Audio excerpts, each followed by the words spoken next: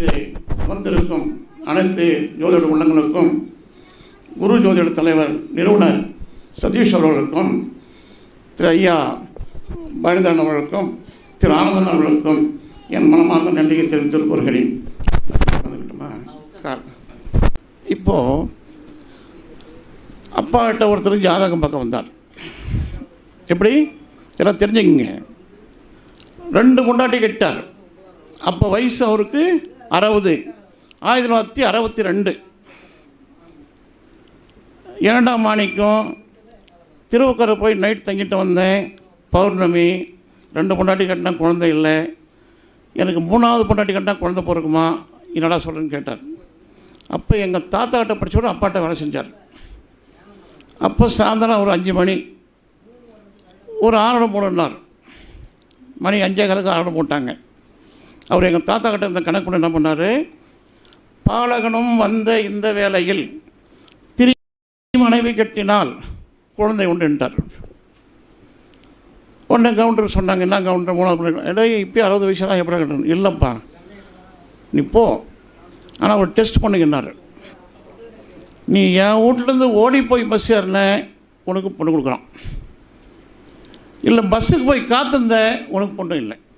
அப்போ எங்கள் வீட்டுக்கும் பஸ் ஸ்டாண்டுக்கும் ஒரு 1/2 கிலோமீட்டர் இருக்கும். அப்போல்லாம் என்ன பண்ணாங்க, துண்டாட்டி போட்டால் பஸ் நிறுத்திடுவாங்க. இவர் ஓடி போய் பஸ் ஏற்றார். அங்கே போய் யாரோ பொண்ணு கேட்டாங்க, பொண்ணு கொடுத்துட்டாங்க. வந்து அப்பாட்ட சொன்னார், சரிப்பா உங்கள் குளத்தங்கரில் ஒரு அரச மரத்தையும் வேமரத்தையும் வச்சு வளர்த்துட்டு வா. அதே மாதிரி வச்சுக்கிட்டு இருந்தார். கல்யாணம் பண்ணார். 4 பிள்ளை பெற்றார். எப்படி இன்றைக்கி அவங்க 4 பேர் இன்றைக்கி வராங்க அங்கே கோயிலுக்கு பஞ்சாங்கம் படிக்கிறதுக்கு. அப்போது வக்கரகாளியம்மனுக்கு அவ்வளோ பவர் உண்டு. நீங்கள் ஜோதிடம் தெரிஞ்சுக்கங்க. குரு வக்கரமோ சனி வக்கரமோ சூரியன் வக்கரமோ எது வக்கரமாக இருந்தாலும் நேராக திருக்குறைக்கு அனுப்பிச்சி வச்சிருங்க. ஏன்னா அப்பயே அவ்வளோ பவர் அதுக்கு. அது மாதிரி அப்போது தாத்தா வந்து திண்ணை கொடுத்து பள்ளிக்கூடத்து வாந்தியார். எங்கள் அப்பாவுக்கு அண்ணனுக்கு அண்ணன் போயிட்டு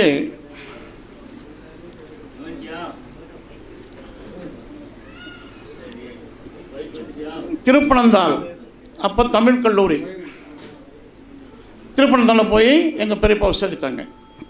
அப்போ சுதந்திரம் வாங்கலை.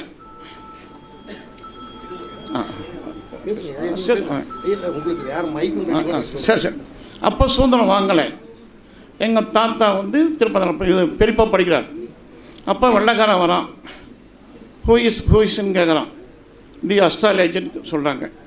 அப்படின்னா என்னன்னு கேட்குறான். அஸ்ட்ராலஜி ஜோசியம். சரின்னு சொல்லிட்டு உள்ளே வரான் குதிரை விட்டு.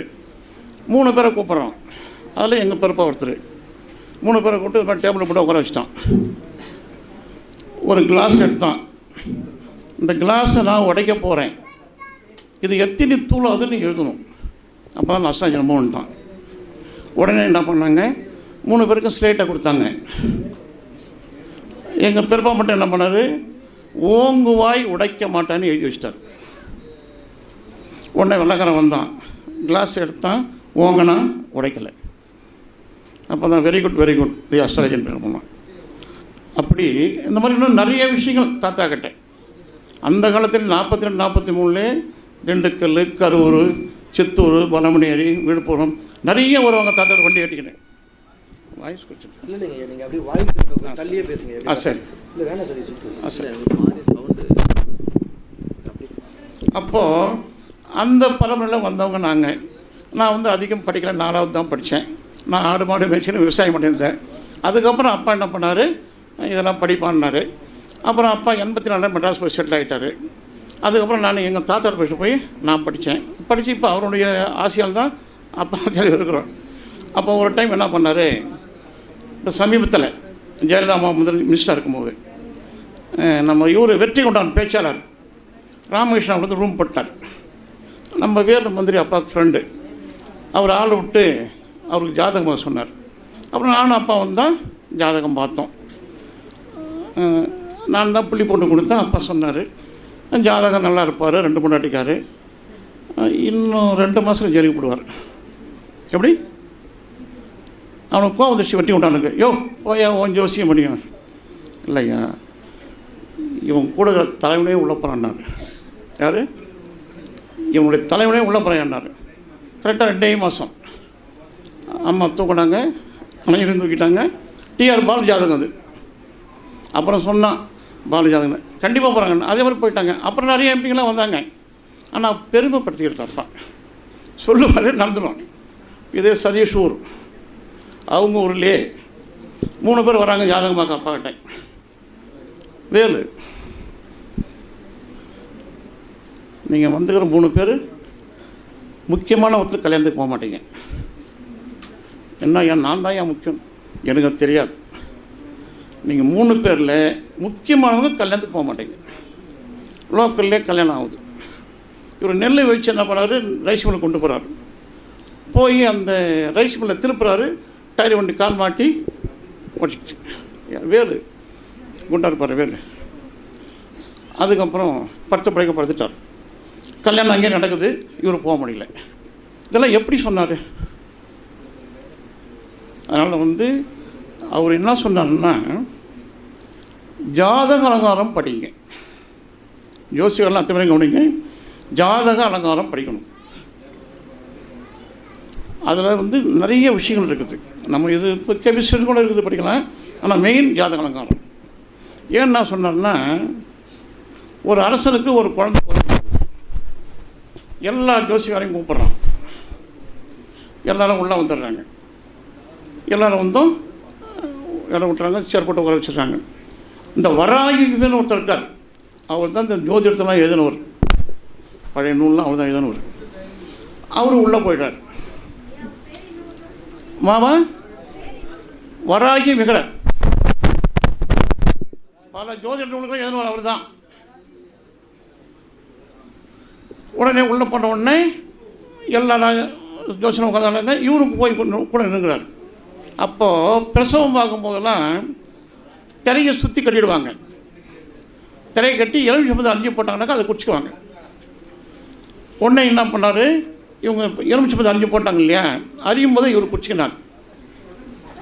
வெளியே போடும்போது திரையை தட்டு கீழே விழுந்து மறுபடியும் எடுத்து போடும்போது இந்த ஜோசியார் குடிச்சுக்கினாங்க. அப்புறம் ராஜா கேட்டார், எப்படிப்பா இருக்கும் குழந்தைன்னார். சூப்பராக இருக்கும், நல்ல ஆயுளும் ஆரோக்கியமாக இருக்குன்றார். உன்னை இவன் போனால் வராக்கி மிகர், ஐயா உன் குழந்தை 7 வயசில் பன்றி ரூபத்தில் மரணம் அடைவான் அப்படின்னு எழுதிட்டார். ஏண்டா எப்படா சொல்கிறேன், எனக்கு தெரியாது. உன்னை 7 வருஷம் தூக்கி உள்ளே போட்டான். மற்ற ஜோசியெல்லாம் அனுப்பிச்சிட்டான். கரெக்டாக 7 வருஷம் ஆச்சு. உப்பரிகளை மாலைகளை போட்டு குழந்தைய தூங்க வைக்கிறாங்க. அப்போ இந்த சித்திரங்கள்லாம் எழுதி வச்சுருப்பாங்க, பன்னி யானை அதெல்லாம். அந்த பன்னியுடைய சித்திரம் அப்படியே விழுந்து பையன் செத்துட்டான். அதுக்கப்புறம் தான் இவனை கூப்பிட்டு இவனுக்கு வெகுமதி கொடுத்து அந்த நூல்லாம் எழுதுனது. அப்புறம் தான் வராகி மிகரர் பல ஜோதிடத்தெல்லாம் எழுதினவர் அவர் தான்.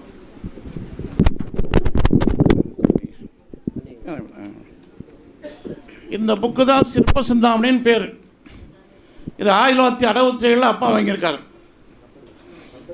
இந்த புக்குலேயே நிறைய தப்பு இருக்குது, அப்பா திருத்தி வச்சுக்கிறார். இப்போ வர புக்கு நிறைய தப்பு இருக்குது, அதை எடுங்க ஐயா. இது காக்கை சிற்பம். இது 1914 பதிவானது. இந்த மாதிரி 32 நூல் இருக்குது மனையடியில். ஆனால் தேடுங்க, தேடி கண்டுபிடிங்க. வாஸ்து நம்பாதீங்க, நம்பலாம் ஓரளவு தான். ஆனால் மெயின் மனையடி தான். மனையடி பார்த்தா நம்ம எல்லாம் செஞ்சோம். இப்போ நம்மளாம் எங்கே பிறந்தோம், கூரைக்குட்டையில் பிறந்தோம், நல்லா தான் ஆரோக்கியமாக இருந்தோம். எனக்கு எல்லாம் வாஸ்து எதுவும் பண்ண முடியலையே. அதனால் மனையடியை பார்த்து செய்யுங்க. அந்த புக்கு தேடுங்க, புக்கு தேடி கண்டுபிடிங்க. சந்தேகம் இருந்தால் உடனே நேரில் பாருங்கள். இன்னொன்று, ஒவ்வொருத்தரும் எங்கள் ஊருக்கு வந்து போங்க. நான் பெருமையாக சொல்ல, மலமஞ்சனூர் ஜோதிடத்துக்கும் வைத்தியத்துக்கும் பேர் போன ஊர். மலமஞ்சனூர் தண்டனாமட்டுக்கு பக்கத்தில் நோட்டீஸ் கொடுத்துருக்கேன் பாருங்க.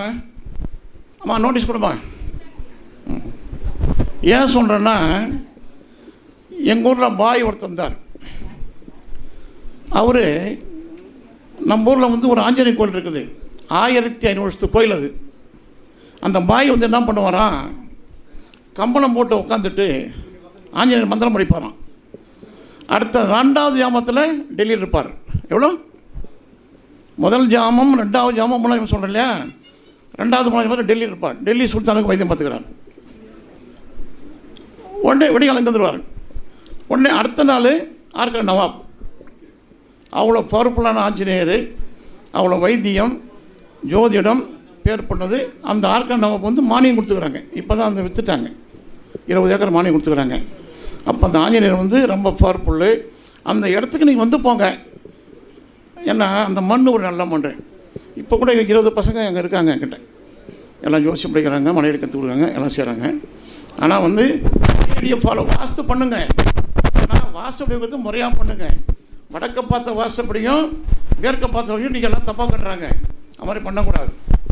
எங்கே நின்னாலும் வலப்பக்கம் எடுத்து அல்லது வாசப்படி வச்சுருங்க. அதான் வாரியார் சொன்னார். ஐயா போய் கேட்குறாரு, ஐயா நான் கடை வச்சுக்கிறேன், அந்த கடையில் படத்தெல்லாம் எங்கெங்கே மாட்டோன்னு கேட்குறாரு. அதுக்கு வாரியார் சொல்கிறார், எல்லா படத்தையும் மாட்டுறாப்பா, கலப்படத்தை மாட்டாருன்றார். எப்படி எல்லா படத்தையும் மாட்டேன், கலப்படம் மாட்டாருன்றார். அப்போது நம்ம ஜோதிடர்லாம் வந்து அவ்வளோ கட்டுப்பாடாக இருக்கணும். சரிம்மா, ஒரு மனிதனுக்கு உயிரோட பெருசு எதுமா? ஒழுக்கம். மானன்றது வேற, ஒழுக்கம். அப்போது நம்ம ஜோதிடர்லாம் வந்து நம்ம எவ்வளோ தவறு பண்ணிருக்கலாம், ஆனால் ஒழுக்கமாக இருக்கணும், வரவங்களுக்கு ஒரு நல்லதை சொல்லணும். இப்போ சமீபத்தில் 2 மாதத்துக்கு முன்னே 3 மாதத்துக்கு முன்னே நம்ம எஸ்கேபிக்கு மேற்கால டவுனில் ஒரு பில்டிங் கார் கம்பெனி, ஒரு மேஸ்திரி வந்து என்னை கூப்பிட்டார். சரின்னு போனேன், போய் பார்த்துட்டு வந்துட்டேன். முதலாளி அவர் சொல்கிறான், என்ன இங்கே தாங்கிறாரு. வந்தார், ஜாதகம் பார்த்தேன். இதை நல்லா கவனிச்சுங்க. 2ல் கேது செவ்வாய்.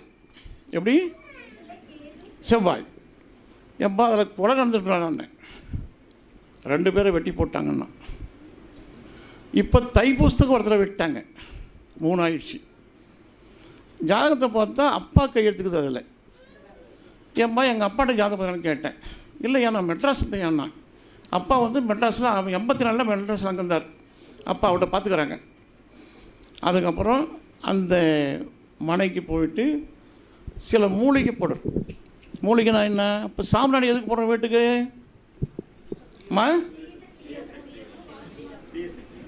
எல்லாம் தெரிஞ்சுக்க. கிருமி நாசி. எப்படி? ஆமாம், எல்லாம் அடித்து பேசணும். இப்போ நான் வந்து ஒரு மூலிகை தயார் பண்ணுறேன். ஏறக்குறைய 300 மூலிகை. எவ்வளோ? 300 மூலிகை. ஒரு வீட்டில் கிணத்த மூடி இருந்தாலும், ஆடு மாடு வச்சுருந்தாலும், இல்லை வேறு எலும்புத்தூள் இருந்தாலும் இந்த புகை போட்டால் அதெல்லாம் சக்தி எழுந்துடும். ஆமா ஆமா, இருக்கட்டும்டாமா.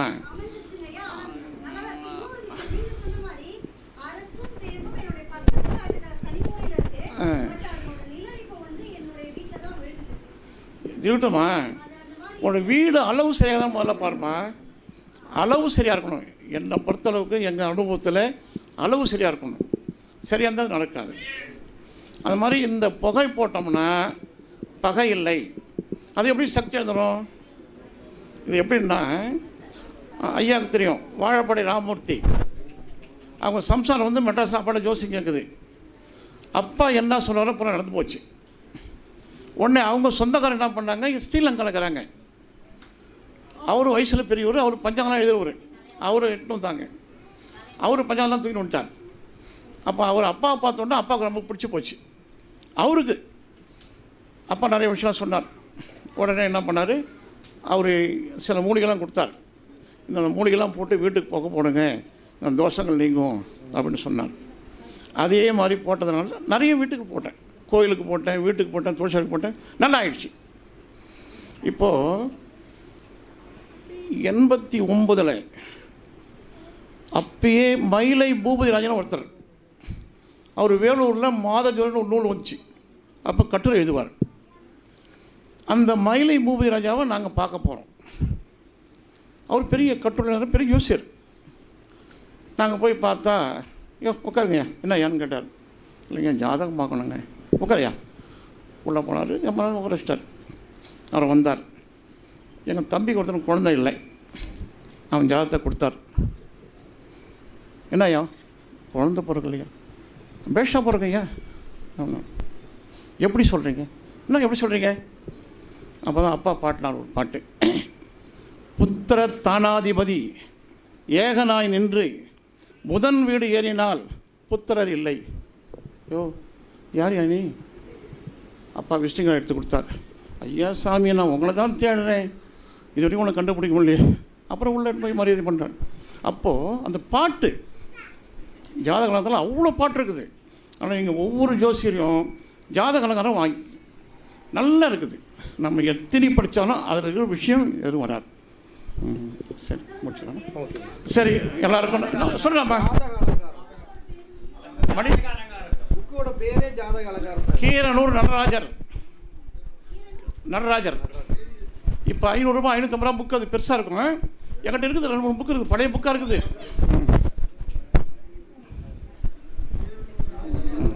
ஐயா அப்படிங்களா? நான் 5 ரூபா கொடுத்துருக்கேன். எங்கள் தாத்தா வச்சு அப்பாட்டு இருக்குது. இன்னும் கூட உங்களுக்கு பழசாகுது, அது எல்லாம் கிழிஞ்சு போச்சு. இல்லை ஒவ்வொருத்தரும் அதை வாங்கி படிங்க. ஏன்னா அந்த 12 பாட்டு இருக்கும். 12 பாட்டு பாட்டு ஈஸியாக சொல்லிடலாம். ரெண்டாவது முக்கியமாக நீங்கள் கவனிங்க, ஜோசியர்லாம் எந்த ஜாதகமாக இருந்தாலும் 2ஆம் இடம் 4ஆம் இடம் பாபகம் தான் அந்த மனை தோஷம், பூமி தோஷம். நான்லாம் பொண்ணை கேட்டுருவேன். எங்கடா கிணத்த முடம் கேட்பேன், எங்கடா இடிவிடும் கேட்பேன், எங்கடா தீப்பிச்சு கேட்பேன். கரெக்டாக வந்துடும். அதை நீங்கள் ஃபாலோ பண்ணுங்க. நம்மளும் போய் சொல்லுவேன், இப்படி இருக்குது, இப்படி பண்ணுங்க, நல்லாயிருக்கும். சரி, என்னுடைய சென்டோரி முடிச்சுக்கிறேன். எல்லாருக்கும் வணக்கம். நான் எங்கள் ஊரில் கோயில் ஒன்று கட்டிருக்கேன், ஆஞ்சநேயர் கோயில். அது நான் கும்பாஷம் பண்ணும்போது கூட எல்லாருக்கும் நான் தகவல் சொல்கிறேன். வந்து வாங்க, ரொம்ப சந்தோஷம். நிறைவு பெற வணக்கம்.